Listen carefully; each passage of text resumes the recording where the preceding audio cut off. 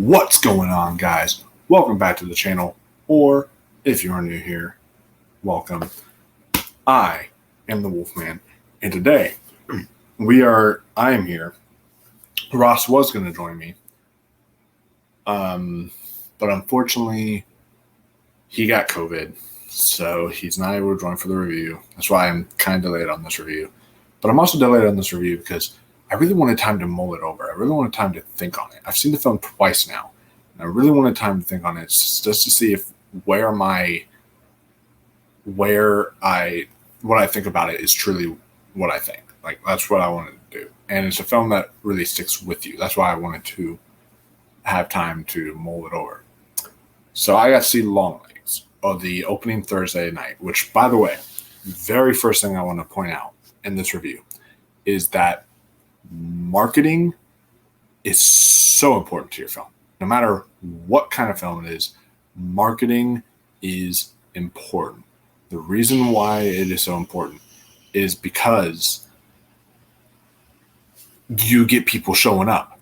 I went the very first night, that Thursday night, I went to the theater. There's 3 other friends that went with me. And I was like, oh, it's a neon film, which is like A24's cousin. That's what I always say. I'm like, oh, it's a neon film, so it's not going to do that big of box office. I should have known better because I step into that theater. My friends get their tickets. I'm like, oh my God. And I'm seeing all the people like they're ordering their tickets, their assigned seats and all that stuff. And I was like, oh my God. Guys, you better order your tickets as fast as you can because, like, seriously, it is filling up. They were able to get the last 3 seats in my row. And I had to literally text a friend. I felt so bad. I had to text a friend and say, bro, I am so sorry. I don't think you can come tonight. It is literally almost sold out. Like, it is straight up almost sold out. Like, the only sections that were left was the very, very, very, very front. And I was like, dude, this is insane. And so I went and rewatched it with that friend on Friday because I felt bad. And I was like, I still want to see it with him. So I rewatched it with him on Friday. And it was still packed. And that was a 10:30 showing. So let me just tell you, like, marketing is important because this was one of the best marketed movies of all time. Honestly, I don't know if I'll see better marketing than this anytime soon, at least in my lifetime. Like, they freaking made a fake phone number for you to call. You could call the man downstairs and all this stuff. They had all their teasers that wasn't even listed, like Longlegs teaser trailer this, Longlegs teaser trailer that, all that stuff. They just had, there was like the teeth of Hydra upon you. There was one titled like Sweet. There was one titled Dirty. There was one titled like all these different weird titles. And you were like, what does this mean? And they had all these different titles for all these different teasers. And then I went in mostly blind. I didn't watch the main trailer. I watched some of the teasers. I didn't watch the main trailer. The very first time I even watched the teaser was when I went to go see Night Swim this year. They, unsurprisingly, had no idea it was even being released. But I knew Night Swim, but I had no idea the trailer was being released. They decided to debut the trailer for Longlegs in front of Night Swim for me. And I was like, what? Whoa. What is this? Whoa. And I saw it was like from Osgood Perkins. And I was like, what? Whoa. What is this? And then it instantly became my number 1 most anticipated movie of the year. And it is directed, like I said, from Osgood Perkins, who is the son of Anthony Perkins from Psycho. And all the hype of this movie is starting to come out about this film, about how it is like the scariest film ever made, or one of the scariest films ever made. People were saying it's like the scariest film of the decade and one of the scariest films of the 21st century, and all this wild stuff, all the big overhyped kind of stuff that these early critics do. So I got to see the film on Thursday. What are my thoughts? Well, I can tell you it's not the scariest film of all time. It's not the scariest film of the 21st century. But I will say, of this new decade we're only 4 years into a new decade. Of this new decade that we are in, it might be the scariest film of this new decade, at least American film. because there are some foreign films out there like When Evil Lurks and a few other ones that have really gotten under my skin and made me feel uncomfortable. But this one definitely is, I think for an American film, it's definitely up there. Pretty much what Longlegs is about, for any of y'all who don't know, it is sort of your crime, noir, mystery kind of horror movie, like a Silence of the Lambs or a Seven or something like that, about Micah Monroe's character, which is Lee Harker. She is pretty much going on a mission to hunt down Longlegs, played by Nicolas Cage, and she's trying to find him and bring him in and arrest him and all this kind of stuff. And then she's got this like there's some interesting supernatural stuff with her character that's really interesting. That's all I'll say. It's going to be hard to talk about this without spoilers, guys. Let me just tell you that. But I want to try to not spoil this movie as much as I can for you guys. I might do a spoilers section down the road with like Ross or something whenever he can join in for this. But I wanted to kind of do a non-spoiler review for you guys on here, because this is going to be a hard one to talk about without spoilers. Because let me tell you, there is a lot of stuff that happens here. We get and a fantastic performance from Nicolas Cage and from Micah Monroe. I think both of them are equally good. Micah's character is a lot more subtle and kind of monotone and dry, if you will, while Nicolas Cage definitely is his, wild, bombastic kind of self. But it's done really well here. So I'll I got to give credit where credit's due, and think that both of them are exceptional. Nicolas Cage is really creepy. A lot of the scares are with his character, and that's one thing I gotta say. All right, this review is going to be kind of all over the place, but that's one thing I want to say. If I hear any of y'all come into my comment section bullying other people, saying, well, it didn't scare me, or acting like you're all high and mighty because it didn't scare you, okay, good. I'm glad it didn't scare you. We all have different ways of being scared. That's why horror is one of the most subjective genres ever. Maybe the most subjective genre, because different things scare us. Some people are scared by Ouija boards or by exorcisms. Some people are scared by Jason and Freddy and all those kind of people chasing after you. Then there are some people who are scared by, your claustrophobic kind of movies. And there are people who are scared by like aliens or, monsters or whatever. So it is all subjective, guys. So we should not be sitting here trying to be better than the other person, saying, oh, well, it didn't scare me, so I'm better than you. No. Cut it out with that crap. I'm tired of hearing that. Just like I am tired of hearing this genre of film being called elevated horror. Look, none of us are elevated, all right? None of us are, I hate that term, because then you are disregarding the specialty of some of the other horror movies. This movie, right there, Friday the 13th, Part 6, I don't care what you say. I think that movie is fantastic. I love that movie. It is that one. So I love that movie. One of the best movies in the Friday the 13th franchise. I have a blast with it. I think it's great. But, I guess I'm not elevated enough of a horror fan because I really like it. So, stupid term. Hate using that term.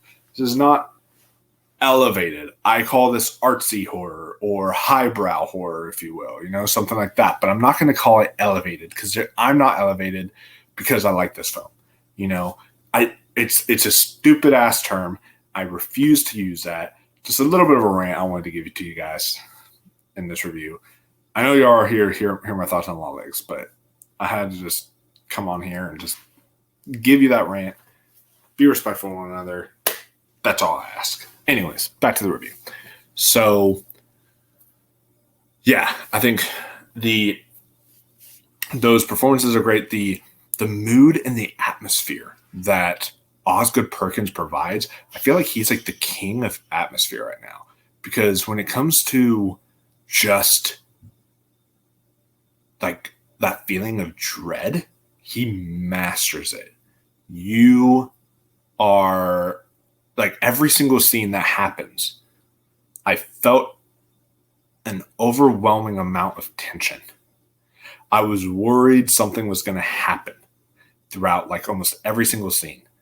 And that's due to the excellent direction from Osgood Perkins, who, if y'all haven't seen some of his previous films, I still haven't seen that one that's like, I'm the Pretty Thing That Lives in the House. It's on Netflix. It's on Netflix, though, so y'all can check it out. But Gretel and Hansel is pretty good. I actually kind of enjoyed that. And then The Blackcoat's Daughter is great. So he's on to a really interesting career for himself right now. But yeah, so that's one thing I want to say. But also, I just think that some of the technical aspects, like the cinematography, the way certain sequences were lit, the editing of it, the way it would go in and out of certain flashbacks to present day. And then I also loved the aspect ratio. And like, there's a thing that they do with the aspect ratio where it like opens up to becoming the 16:9 like wide one. So I really love that. And I thought the score here from I forget who did the score. It's a weird name. Zilgi is the person's name. Okay. So Zilgi, kind of interesting name, but the music is like nails on a chalkboard. It's like, it provides you feel uncomfortable throughout. And then throughout watching this movie, I don't know, I felt almost like a presence. Like I was watching like a presence of evil lurking over me as I was watching it. And like it was something I shouldn't be seeing. You know, the kind of horror that scares me, like I said, it's all subjective, but the kind of horror that scares me is the horror that gets under my skin and really just stays there and doesn't want to leave and sticks with me in my mind. You know, stuff like Hereditary, The Witch, and now Longlegs, stuff like that is what really gets under my skin and really gets me. And I've seen a lot of horror movies. Not a lot scares me, but this one definitely got me a few times. And it even got me in a couple of jump scares. It's not like jump scare galore. Do not worry. This is definitely not relying on jump scares. But there's a couple jump scares that I was not expecting that did actually get me. And so kudos to them. I thought that was really good. And then there is, I will say, my one issue with the film. There is a twist that happens, and I'm not going to give it away. There is a twist that I felt was really predictable. Like, in the second half of the film, I was like, this is the twist, isn't it? And then it happened, and I was like, yep, that was a twist. Still an enjoyable scene, but that was a twist. There's also like a line of exposition that character gave. Not a line, like a whole monologue, I should say, of exposition. And I thought that was really unnecessary because we could have experienced all of that. You know, you could have shown us, not told us. You know, show, not tell. That's what I love to see with movies. And so I feel like that was kind of a letdown there, and that particular scene, that particular twist, but that's it. That's all I have is issues. Is just that monologue that someone gave, just exposition, and then the twist itself was predictable, but that's not a bad thing necessarily. It's just because it was still a good twist. It's just I was able to predict it early on. So Yeah, I love the 3-part structure that they did. That's all I'll say. There's like split into 3 parts, and then I think that I love that this is like an hour and 40 minutes. There's not really a whole lot. I feel, yeah, definitely going in blind to this movie would definitely help your viewing experience. But also, if you're an Osgood Perkins fan, you're going to love this film because this is definitely an Osgood Perkins film. This feels like an Osgood Perkins film. If you don't like Osgood Perkins, do not watch this. You should not watch this. You are not going to like this film if you are not a fan of his previous works. This is just like a lot of his other works where it's like a slow burn kind of horror that is sort of has all this weird kind of supernatural stuff. That's all I'll say. But yeah, it's really, really good. And yeah, that little black veil thing that you see in the trailer, just as creepy as what it is in the trailer. That thing got me. I did not want to see that when it was on screen every time. Yeah, many times this movie found me. I found myself just like clenching my chair and just leaning back, like, oh my God, that kind of stuff. I definitely found myself acting that way. And so I think that this film, I definitely loved it a lot. I am curious to see where Osgood Perkins goes in his career. It might be my favorite movie of the year. I have to ponder on that more. I've seen it twice now. And the second time I watched it, my issues became better on a second watch. But I will say that, like, I maybe if I watch it a third time, I don't know for sure. But yeah, guys, that'll pretty much do it for this review as far as the non-spoiler stuff. We'll get into the spoiler stuff because I want to break this down for you guys in full spoiler detail. But I don't really want to do that alone.